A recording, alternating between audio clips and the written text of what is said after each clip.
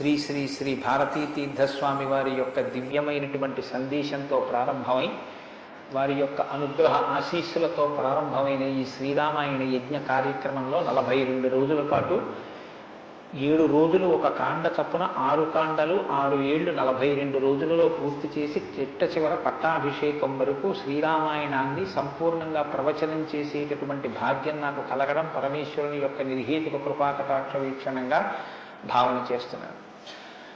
శ్రీరామాయణం నిజంగా శ్రీరామాయణం ఎందుచేత నేను ఈ మాట అంటున్నానంటే, ఇప్పుడే మీరు పీఠాధిపతుల యొక్క అనుగ్రహ భాషణంలో విన్నారు. వేదవేద్యే పరే పుంసి జాతి దశరథాత్మజే వేద ప్రచేత సాదాసి సాక్షాత్ రామాయణాత్మన అంటారు. అందులో ఎంత గొప్ప మాట అన్నారంటే, వేదవేద్యే పరే పుంసి, వేదము చేత ప్రతిపాదింపబడినవాడు, వేదము చేత తెలియబడేటటువంటి వాడు, వేదము ప్రమాణముగా ధర్మానుష్ఠానము చేసి మానవ జన్మ తరింపచేస్తుని భగవంతుని యొక్క అనుభవాన్ని మనం పొందడానికి వీలైనటువంటి స్థితిని కలిగి ఉన్నవాడైనటువంటి పరమేశ్వరుడు రామచంద్రమూర్తిగా ఈ భూమండలం మీద అవతరించి 11,000 సంవత్సరములు కరచరణాదులతో నడయాడాడు. రాముడు వేదము చేత ప్రతిపాదింపబడినటువంటి పరమేశ్వర స్వరూపం. ఆ భగవంతుడే రాముడిగా వచ్చాడు. భగవంతుణ్ణి ప్రతిపాదించేటటువంటి వేదం వాల్మీకి మహర్షి నోటి వెంట శ్రీరామాయణంగా వచ్చింది. అందుకే శ్రీరామాయణానికి వేదోపబృంహణము అని పేరు. వేదమే రామాయణం. వేదం దేన్ని ప్రతిపాదిస్తుంది? ప్రధానంగా వేదమంతా ధర్మమే ప్రతిపాదన చేస్తుంది. ధర్మం అంటే ఏమిటి? ధ్రియతేవా జనైరితి ధర్మం అని అమరకోశం. ధర్మం అంటే తెలుసుకోవడం ధర్మంలో ఒక భాగం. కేవలం తెలుసుకోవడం ధర్మం కాదు. తెలుసుకున్నాడు, అనుష్ఠించడు, అప్పుడు ధర్మమా అంటే ధర్మం కాదు. మీరు శ్రీరామాయణాన్ని జాగ్రత్తగా పరిశీలన చేస్తే రాముడికి ఎన్ని తెలుసో ఎంత తెలుసో, రావణుడికి అన్ని తెలుసు అంతా తెలుసు. కానీ రాముడి ముందు రావణుడు ఎందుకు నిలబడలేకపోయాడు? ఒక్కటే కారణం, తాను తెలుసుకున్నది తాను విన్నది అనుష్ఠించాడు రామచంద్రమూర్తి. తాను విన్నది తాను తెలుసుకున్నది తన సౌకర్యానికి అనుగుణంగా మార్చుకుని దబాయించి బ్రతికే ప్రయత్నం చేస్తాడు రావణాసుడు. ధర్మాన్ని మీరు తెలుసుకోవడం ప్రధానం ఎంతో, దాన్ని అనుష్ఠించడం కూడా అంతే అవసరం. అనుష్ఠానానికి పనికిరానటువంటి ధర్మం ఉపయోగం లేనిది అవుతుంది. ఇంట్లో కర్ర ఉంది, వీధిలో కుక్క ఉంది. కుక్క మీ మీద పడడానికి ఉద్యుక్తమవుతున్న సమయంలో మీ ఇంట్లో కర్ర ఉంది కదా అని మీ మీద పడ్డం మానదు. మీ చేతిలో కర్ర ఉంటే కుక్క మీ మీద పడకుండా ఉంటుంది. ధర్మో రక్షతి రక్షిత అన్న మాటకు అర్థం ఏంటంటే, మీరు ధర్మాన్ని అనుష్ఠిస్తే మిమ్మల్ని ధర్మం కాపాడుతుంది. ధర్మం విషయంలో తెలుసుకోవలసినటువంటి అత్యంత ముఖ్యమైన విషయం ఒకటి ఉంటుంది. ధర్మం ఇలా అనుష్ఠిస్తే అలా వెంటనే ఫలితం ఇవ్వాలని ఎక్కడ ఉండదు. ఒకచో అలా ఉండొచ్చు. ధర్మం ఎటువంటిదంటే, పంట పండడం కోసమని చెప్పి వ్యవసాయదారుడు భూమిని దున్నడం మొదలు పెడతాడు. భూమిని దున్నగానే పంట పండుతుందా? భూమిని దున్నిన తరువాత వర్షం పడే వరకు ఎదురు చూడాలి. వర్షం పడితే పంట పండుతుందా? విత్తనాలు వేయాలి. విత్తనాలు వేస్తే పంట పండుతుందా? మొలకలెత్తాలి. మొలకలెత్తినంత మాత్రాన పంట పండుతుందా? దానికి చీడా పీడా పట్టకుండా సస్యరక్షణ చేసుకోవాలి. 6 కాలము శ్రమిస్తే చిట్ట చివర ఆ పంట బాగా చేతికొచ్చి ఫలసాయాన్ని ఇస్తుంది. అప్పుడు కోత కోసి తెచ్చి పొలం గట్టున వేసి బస్తాలకెత్తి ఇంటికి తీసుకెళ్లి దాచుకునే పర్యంతమో పండిన పంట మీ చేతికి వచ్చింది అని నమ్మకంగా చెప్పడం సాధ్యం కాదు. ధర్మం కూడా అంతే. ఇవాళ మీరు ధర్మం చేశారు అని వెంటనే ఫలితం ఇవ్వదు. అధర్మం కూడా అంతే. మీరు ఇవాళ అధర్మం చేశారు అని వెంటనే ఫలితం ఇవ్వదు. లోకంలో మీరు చూస్తూ ఉంటారు, ఒక్కొక్కడు చాలా పాపాచరణముతో ఉంటాడు. ఈశ్వరుని యందు భక్తి ఉండదు. శాస్త్రం ఏది వద్దందో అది చేస్తూ ఉంటాడు, కానీ సర్వసుఖములను అనుభవిస్తూ ఉంటాడు. మనకేమనిపిస్తుందంటే, ఆయన ఈశ్వరుణ్ణి ధిక్కరించాడు కదా, ఆయన ఏం ధర్మం పాటించట్లేదు కదా, ఆయన ఏం వేద ప్రమాణాన్ని అంగీకరించట్లేదు కదా, ఆయన సంతోషంగా సుఖంగా ఉన్నాడు. అన్నీ విని అన్నీ నమ్మి అన్నీ విశ్వసించి వేదమును ప్రమాణముగా స్వీకరించి ధర్మమును అనుష్ఠించినటువంటి నేను కష్టాలు పడుతున్నాను. ఏమిటి ఉపయోగం ఈ ధర్మం పట్టుకుంటే అనిపిస్తుంది. ధర్మం పట్టుకోవడం ఎటువంటిది అంటే పంట పండడం కోసమని పొలం దున్నడం లాంటిది. పొలం దున్ని కష్టపడిన వాడికి పంట ఎప్పటికైనా చేతికి వచ్చినట్టే. ధర్మాన్ని అనుష్ఠించిన వాడికి కూడా ధర్మం కాపాడి తీరుతుంది. అధర్మం ఇంటికి అంటుకున్నటువంటి చిన్న మంట లాంటిది. చిన్న మంటే కదా నన్ను ఏం చేస్తుందని పడుకున్న వాడికి చిట్ట చివరి ఇల్లంతా ఎలా కాలిపోతుందో, అధర్మంలో మనం ఉన్నామని తెలుసుకుని అధర్మ పథంలోంచి బయటికి వచ్చే ప్రయత్నం చేయకపోతే చిట్ట చివరికి జరిగేటటువంటి పరిణామం కూడా అలాగే ఉంటుంది. కాంచన లంక ఉంది, అంత బలగం ఉంది, అంత గొప్ప సుఖాలు అనుభవించాడు, 10 తలకాయలు ఉన్నాయి, గొప్ప తపస్సు ఉంది, ఈశ్వరుడి యొక్క అనుగ్రహాన్ని పొందాడు, పరమేశ్వరుణ్ణి సాకారంగా దర్శనం చేశాడు, పుష్పక విమానం ఎక్కి ప్రపంచమంతా తిరిగాడు. చిట్ట చివరికి ఏమయ్యాడు? అధర్మాన్ని పట్టుకున్నందుకు కడుపున పుట్టినటువంటి బిడ్డల దగ్గర నుండి భార్య చిట్ట చివర ఏడుస్తూ యుద్ధభూమిలోకి వచ్చి నువ్వు అధర్మాన్ని పాటించడం వల్లే ఇటువంటి చావు చచ్చావని మండోదరి గుండెలు బాదుకుని ఏడ్చేటటువంటి స్థితిని రావణుడు పొందాడు. ప్రతి క్షణం ధర్మాన్ని అనుష్ఠించాడు. ఎంత ఓపికగా అనుష్ఠించాడంటే ఎన్ని కష్టాలైనా రాని ఆయనకి కావలసింది మాత్రం ఒక్కటే, ధర్మం. ధర్మమా సుఖమా, ధర్మమా కష్టమా, ధర్మమా ప్రయోజనమా, ధర్మమా అడ్డదారా, ధర్మమా కోరిక తీరడమా. మీరు పక్కన ఏమి పెట్టి చూడండి, శ్రీరామచంద్రమూర్తి జీవితం అంతా ఒకటి, ధర్మమే. వాళ్ళన్నాడు సుగ్రీవుడితో ఎందుకు స్నేహం చేశావు? నాతో స్నేహం చేస్తే రావణాసురుణ్ణి నిగ్రహించి నీ భార్యని వెంటనే ఇప్పిద్దును. ఎందుకు సుగ్రీవుడితో స్నేహం చేశావని అడిగాడు. నాకు కావలసింది ధర్మం. అధర్మాన్ని పాటించేటటువంటి నీతోటి స్నేహం వల్ల నా భార్యని తెచ్చుకోవడం నాకు అక్కర్లేదు, అందుకు నిన్ను నిగ్రహించానన్నాడు. తండ్రి మరణించాడు, చెక్కు చెదరలేదు. భార్యను అపహరించారు, చెక్కు చెదరలేదు. రాజ్యం పోయింది, చెక్కు చెదరలేదు. జటాయువు మరణించాడు, చెక్కు చెదరలేదు. ఇలా కాదన్నయ్య, ఈ మార్గాన్ని విడిచిపెట్టి ఇలా వెళ్ళన్నాడు. తోడ పుట్టినటువంటి లక్ష్మణమూర్తి నాకు వద్దన్నాడు. కన్న తల్లి కౌసల్య అంది, నీ తండ్రి ఇటువంటి దురాత్ముడు కాబట్టి నన్ను కూడా నీతో తీసుకెళ్ళండి. వద్దమ్మా, ధర్మం ప్రధానం అన్నాడు. ఎన్ని పర్యాయాలు ఆయన మాట్లాడితే ధర్మం ధర్మం ధర్మం. అయితే ఇక్కడ మీరు ఒక మాట గమనించవలసి ఉంటుంది. ధర్మం అంటే ఏది ధర్మం? కోటేశ్వరరావు గారు చెప్తే ధర్మం అవుతుందా? లేకపోతే ఎవరో నేను ఇది చెప్తానండి ఇది ధర్మం అంటే అవుతుందా? మనం చెప్తే ధర్మం అవదు, వేదం చెప్తే ధర్మం అవుతుంది. వేదం ఏది చెప్పిందో అది ధర్మం. వేదములకు వ్యతిరేకముగా చెప్పనటువంటి స్మృతి చెప్పినది ధర్మం. వేదములకు వ్యతిరేకంగా చెప్పని స్మృతి చెప్పిన మాట పాటించిన వాడిది ధర్మం. ఆ ధర్మం ఎవడు పట్టుకుంటాడో వాడే శ్రీరాముడు. ఆ ధర్మాన్ని ఎవడు పట్టుకుంటాడో వాడు అంతిమంగా పొందేది ఏదంటే విజయమే. 11,000 సంవత్సరములు ఈ భూమండలాన్ని పరిపాలించినటువంటి రామచంద్రమూర్తి పడనటువంటి కష్టం లేదు. ఇన్ని కష్టాలు పడుతున్నా ఆయన ఇతరులకు సుఖాన్ని ఇచ్చాడు, ఇతరులకు ఆనందం ఇచ్చాడు, ఇతరులకు సంతోషం ఇచ్చాడు తప్ప నేను ఇంత కష్టంలో ఉన్నాను మీరు ఎందుకు నవ్వాలని ఆయన ఎన్నడూ అడగలేదు. అందుకే రాముడు యోగి అన్నారు పెద్దలు. యోగి అంటే పైన ఎన్ని కష్టాలైనా రావచ్చు, కానీ లోపల మాత్రం తాను నిర్వికారంగా ఉంటాడు. అందుకే పుట్టినది కూడా నవమి తిథి నాడు పుట్టాడు మహానుభావుడు. 9 అంకెకున్న గొప్పతనం చూడండి. మీరు ఎంత పెట్టి 9ని హెర్స వేయండి మళ్ళీ 9గా మారుతూ ఉంటుంది. 9 ఒకట్ల 9, 9 2 18, 8 1 9, 9 3 27, 7 2 9, 9 4 36, 6 3 9, 9 5 45, 5 4 9. ఏం చేసినా మళ్ళీ 9 అవుతుంటుంది. ఎన్ని కష్టాలు బయట రానివ్వండి, ఎన్ని వైక్లభ్యాలు కలగనివ్వండి, లోపల మాత్రం రాముడు ఎప్పుడూ ధర్మాన్నే పట్టుకొని ఉంటాడు. ధర్మాన్ని పట్టుకోవడం అంటే రాముడు రామాయణంలో మాట్లాడింది మీరు గమనించాలి. ఎప్పుడైనా రామాయణం చదవడం, రామాయణం వినడం అంటే ఒక్క పర్యాయం అని మీరు అనుకోకండి. రామాయణాన్ని బహుకోణాలలో చదవండి. రాముడు మాట్లాడితే అని రామాయణం చదవండి ఒకసారి. రాముడు ఎప్పుడు నేను ఇలా చెప్తాను అని అనడు. రాముడు ఎప్పుడు చెప్పినా ఎలా చెప్తాడంటే ఋషులు ఇలా చెప్పారంటాడు, పెద్దలు ఇలా చెప్పారంటాడు, శాస్త్రం ఇలా చెప్పిందంటాడు తప్ప నేను ఇలా చెప్తానన్నాడు రాముడు. తన నిర్ణయం కాదు, తాను ఏది చెప్పాలో కాదు, శాస్త్రం ఏం చెప్పిందో చెప్తాడు. ఋషులు ఏం చెప్పారో చెప్తాడు, పెద్దలు ఏం చెప్పారో చెప్తాడు, తాను ఎందుకు ధర్మాన్ని అనుష్ఠిస్తున్నానో చెప్తాడు.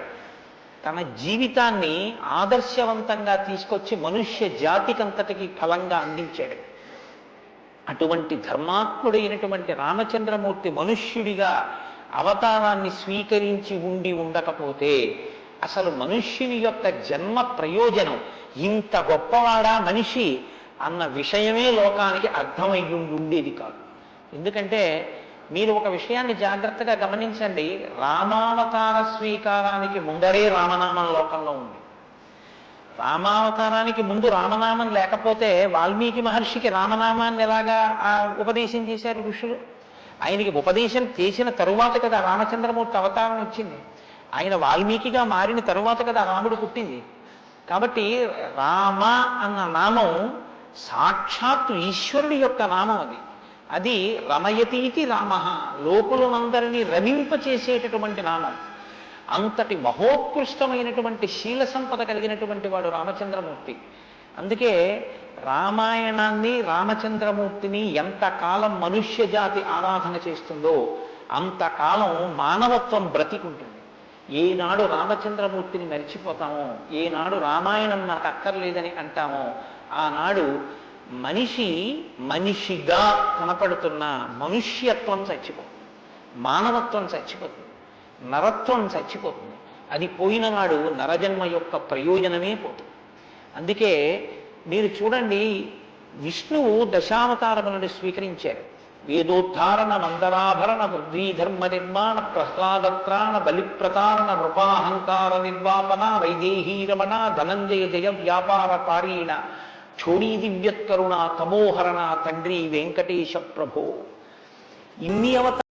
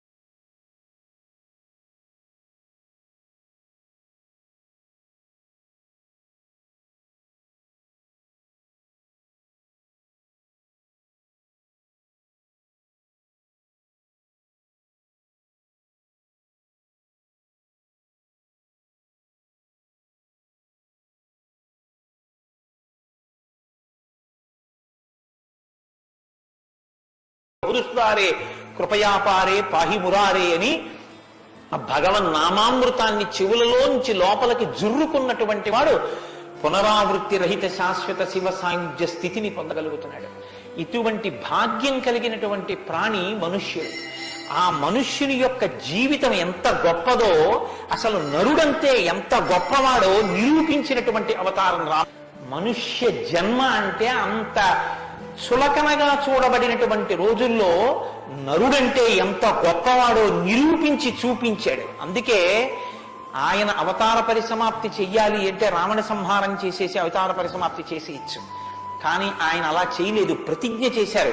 దశవర్ష సహస్రాన్ని దశవర్ష శతానిచ, నేను 11,000 సంవత్సరములు ఈ భూమండలం మీద నడుస్తానన్నారు. దేని కొరకు అంటే 11,000 సంవత్సరములు నేను ఈ భూమి మీద ఉండి భార్యాసహితుడనై బిడ్డల్ని కని ధర్మాన్ని అనుష్ఠించి ఒక నరుడు ధర్మాన్ని పట్టుకుంటే ఎంత గొప్పవాడు కాగలడో నిరూపిస్తానన్నాడు రాముడు. అటువంటి నరుడి కథ అయినటువంటి రామకథ వినకపోతే, రాముడికి కృతజ్ఞతలు ఆవిష్కరించకపోతే, మనసార రామనామం చెప్పకపోతే, రామచంద్రమూర్తికి నమస్కరించకపోతే ఆ జన్మ వృధా అయిపోయినటువంటి జన్మ. అంతటి మహాత్ముడు రామచంద్రమూర్తి. కాబట్టి వేదవేద్యే పరే పుంసీ జాతే దశరథాత్మజే వేద ప్రచేతసాదాసీత్ సాక్షాత్ రామాయణాత్మన. వేదము వేదోపబృంహణమై రామకథగా భూలోకంలో వచ్చింది. ఆ వేదము ఈశ్వరుని యొక్క శ్వాస. ఈ వేదము వాల్మీకి గిరి సంభూత. వాల్మీకి అనబడేటటువంటి పర్వతంలోంచి పుట్టినటువంటి ఒక జీవనది. వేదము మనం వెళ్ళి స్నానం చెయ్యాలి, మనం వెళ్ళి దర్శనం చెయ్యాలి. రామాయణము ప్రవహించి ఇంటింటి ముందు నుంచి విడిపోయినటువంటి గంగ లాంటిది. దక్షిణామూర్తి వేదం, శంకరాచార్యుల వారు రామాయణం. దక్షిణామూర్తి ఎక్కడో ఒక్క చోట కూర్చుని ఉంటారు. సనక సనందనాదులు కూడా ఆయన కూర్చున్న చోటికే వెళ్ళి నమస్కారం చేసి జ్ఞానోపలబ్ధి పొందాలి. శంకరాచార్యుల వారు అలా కాదు. శంభోర్మూర్తి చలతి భువనే శంకరాచార్య రూప. ఆ దక్షిణామూర్తి మౌనం విడిచిపెట్టి ఆసేత హిమాచల పర్యంతం పాదచారి అయి 3 పర్యాయములు పరిగెటించి వేద విరుద్ధమైన వాదనలు ఖండించి మళ్లీ వేద విరుద్ధమైన వాదనలు ఈ భారతదేశంలోకి ప్రవేశించకుండా కాపు పెట్టాలన్న ఉద్దేశ్యంతో తూర్పున జగన్నాథులో గోవర్ధన పీఠమో, పడమర ద్వారకలో కాళికాపీఠమో, ఉత్తరమున బద్రికాశ్రమములో జ్యోతిపీఠమో, దక్షిణమున శృంగగిరిలో శారదాపీఠమో, 4 చోట్ల 4 పీఠములను కాపు పెట్టి గురు పరంపర నిరంతరము కొనసాగేటట్టుగా మనని అనుగ్రహించి వేద విరుద్ధమైన వాదనలు భారతదేశంలో ప్రవేశించకుండా రక్షించినటువంటి మహాపురుషుడైనటువంటి శంకర భగవత్పాదులు తానే ఆసేతు హిమాచలం పరిగెట్టించి ప్రతి ఇంటి ముందుకొచ్చి జ్ఞానబోధ చేసినట్టు రామాయణం అనేటటువంటి గంగ వాల్మీకి గిరిశంభూతయ్యి వాడలా ప్రవహించింది. రామకథ రామనామం తెలియనివాడు లోకంలో ఉండడు. ఏదైనా తెలియదేమో, రామకథ తెలియనివాడు రామనామం తెలియనివాడు లోకంలో ఉండడు. మంచికైనా రామనామం, చెడుకైనా రామనామం. ఏమయ్యా అంత పని చేసావా? రామరామ నేను చేస్తానండి అంటాడు. ఏదైనా చూడకూడదు చూస్తే రామరామ ఇలాంటిది చూశానేమండి అంటాడు. ఏదైనా మంచి జరిగితే రామరామ ఎంత మంచి మాట విన్నాను ఇవ్వాలంటాడు. భారతీయ సంస్కృతిలో రామనామం మమేకం అయిపోయింది. అటువంటి రామాయణం, అటువంటి రామనామం ధర్మానికి ఆలవాలం. ధర్మాన్ని వ్యతిరేకించడం కన్నా ఘోరమైన పాపం లోకంలో ఇంకోటి ఉండదు. ఇవాల్టి రోజున రామాయణం యొక్క ఆవశ్యకత మరీ ఎక్కువ. ఎందుచేతనో తెలుసా అండి? ఒకానొకప్పుడు ధర్మానికి వ్యతిరేకంగా మాట్లాడితేనే చాలా దోషం. అటువంటిది ఇవాళ ఏ స్థితి వచ్చేసిందంటే, ధర్మాన్ని ధర్మము అని పేరు పెట్టి వ్యతిరేకంగా మాట్లాడితే బాగుండదని ధర్మానికి ఇంకొక పేరు పెట్టి వ్యతిరేకంగా మాట్లాడే రోజులు వచ్చాయి. ఒకడు ఆవుని చంపేయాలనుకున్నాడు. ఆవుని చంపేయండి అంటే మిగిలిన వాళ్ళు బుద్ధి ఉందా లేదా అంటారు. అందుకని ఆవుని ఇంకొక క్రూరమోదం పేరు పెట్టి పిలిచి చంపేయమన్నాడు వాడు. ఎంత గడుసరితనం చూడండి. ఈ పులిని చంపేయండి అన్నాడు. పులిని చంపేయండి అంటే చూడని వాడు ఏమనుకుంటాడు? పులిని చంపేస్తే తప్పేమిటి, వచ్చి ఊళ్ళ మీద పడిపోతుంది అనుకుంటాడు. అది పావుని చంపేయండి అన్నాడు. విన్నవాడు పావు అనుకున్నాడు, కనది ఆవు. ఆవుని చూపించి పావుని చంపేయండి అన్నాడు. వాడికి తెలియదా ఇది ఆవు అని? తెలుసు. మరి ఆవుని చంపేయండి అని ఎందుకండ అంటే, ఆవుని చంపేయండి అంటే ఆవుని చంపడం ఏమిట్రా అంటారని పావుని చంపేయండి అన్నాడు తెలిసి. ధర్మాన్ని ఆచరించకండి అంటే జనం తిరగబడతారని మూఢ విశ్వాసాల జోలికి వెళ్ళకండి అంటాడు. పేరు మార్చారు కానీ వ్యవస్థని ధర్మానికి దూరం చేస్తున్నారు. ఆ స్థితి నుంచి మనం రక్షింపబడాలంటే మనకున్న ఆధారం ఒక్కటే, శ్రీరామాయణాన్ని వినాలి, శ్రీరామాయణాన్ని బాగా తెలుసుకోవాలి, శ్రీరామాయణాన్ని తరచి తరచి గమనించాలి. రామాయణం మనకి తెలుసున్న రామకథే కదా అనుకోకండి. నేను మీకు యథార్థం మనవి చేస్తున్నాను. మీరు రామాయణాన్ని ఎన్ని మాటలు చదవండి, ఎన్ని మాటలు వినండి, మీకు రామాయణం కొత్త కోణంలో ప్రకాశిస్తుంది, రామాయణం కొత్త కోణంలో భాషిస్తుంది. అంత గొప్ప రామాయణం.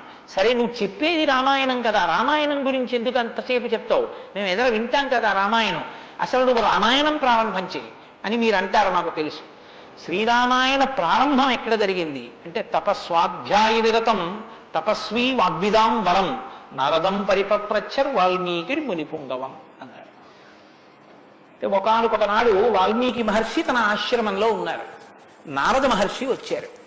నారద మహర్షి వస్తే వచ్చిన నారద మహర్షి ఎటువంటి వారో చెప్తున్నారు. మొదట ఏదో నారదుడు వచ్చారు, వాల్మీకి అడిగారు, అది కాదు ఆ శ్లోకం. మీరు ఆ శ్లోకాన్ని చాలా జాగ్రత్తగా గమనించాలి.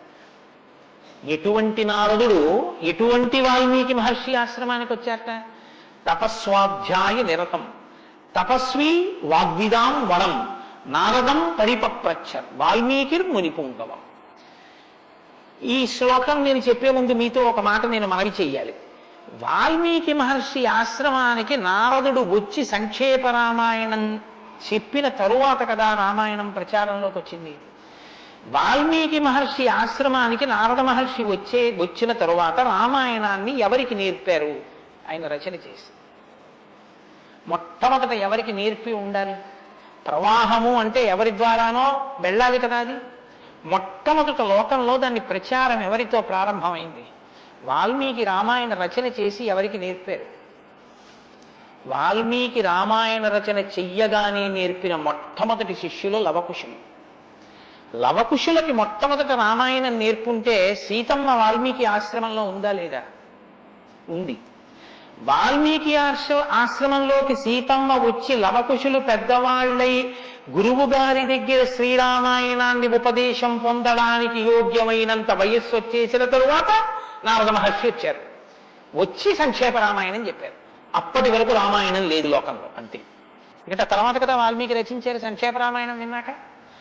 కాబట్టి ఇప్పుడు రామాయణ కథ ఏ స్థాయిలో ఉంది, ఏ స్థితి దగ్గర ఉంది? రామాయణ రచన మొదలయ్యేప్పటికీ రామాయణం పూర్తయిపోయే స్థితిలో, రామాయణం పూర్తయిపోయే స్థితిలో రామాయణ రచన ప్రారంభమైంది.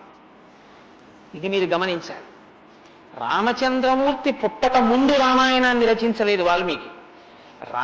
రామచంద్రమూర్తి పట్టాభిషేక పూర్వం రామాయణ రచన జరగలేదు. రామాయణ రచన ఎప్పుడు జరిగినట్టు? రామచంద్రమూర్తి పట్టాభిషేకం చేసుకుని సీతమ్మ తల్లిని అడవులలో విడిచిపెట్టి, అడవులలో ఉన్న సీతమ్మని వాల్మీకి మహర్షి తన కుటీరానికి తీసుకెళ్లి లవకుశులు జన్మించి వాళ్ళు పెరిగి పెద్దవాళ్ళై యోగ్యులై విద్యాభ్యాసం చేసి సంగీత విద్యలో మంచి నిష్ణాతులై వాల్మీకి మహర్షి రచించిన రామాయణాన్ని బోధ చేస్తే నేర్చుకుని లోకంలో ప్రచారం చెయ్యగలిగినంత వయస్సు వాళ్ళు వచ్చిన తరువాత నారద మహర్షి వచ్చారు అక్కడికి. అలా ఎందుకు జరగాలి అంటే, వచ్చినటువంటి మహానుభావుడు రామచంద్రమూర్తిగా వచ్చాడు, మనుష్యుడిగా నడిచి చూపించేశాడు. అప్పటికే 11,000 సంవత్సరాలు ఇంచుమించు పూర్తయిపోతున్నాయి. జరిగిన కథ జరిగిపోయింది. జరిగిన కథ జరిగిపోయిన తర్వాత ఇప్పుడు వచ్చాడు నారదుడు. ఇప్పుడు జరిగిపోయిన కథలో అడుగు తీసి అడుగు వేస్తే ధర్మం రామాయణం. అడుగు తీసి అడుగు వేస్తే ఎంత కథ చెప్పాలండి నారదుడు వాల్మీకి మహర్షికి? రాముడు పుట్టుక ముందు దగ్గర నుంచి చాలా కష్టపడి రాముడు ఇలా మాట్లాడాడు, రాముడు అలా మాట్లాడాడు, సీతమ్మ రాముడి దగ్గరికి ఇలా వెళ్ళింది, దశరథ మహారాజు గారి దగ్గరికి రాముడు ఇలా వెళ్ళాడు, రాముడు కౌసల్య దగ్గరికి ఇలా వెళ్ళాడు, రాముడితో ఇలా మాట్లాడాడు, ఇవన్నీ నారదుడు చెప్పాలి. నారదుడు ఎలా చెప్పగలడు? చెప్పగలడు. సర్వజ్ఞుడు, మహానుభావుడు, గురుస్వరూపం కాబట్టి చెప్పగలడు. కానీ అలా చెప్తూ వెడితే రామాయణం ఎవరు చెప్పినట్టు అవుతుంది? నారదుడు చెప్పింది వాల్మీకి రాసింది అవుతుంది. మరి వాల్మీకి రామాయణ రచన చేశారని మనం ఎలా చెప్తున్నాం? ఒకటే కారణం, సంక్షేప రామాయణమే నారదుడు చెప్పాడు. కేవలం ఒక 100 శ్లోకాల దగ్గరలో రామకథని ఒక్కసారి చిన్న మాల కింద అల్లి చెప్పి వెళ్ళిపోయాడంతే. మిగిలిన రామకథ రాముడు ఎలా కదిలాడో, ఎలా అడుగేశాడో, ఎలా నడిచాడో, ఎలా మాట్లాడాడో ఇవన్నీ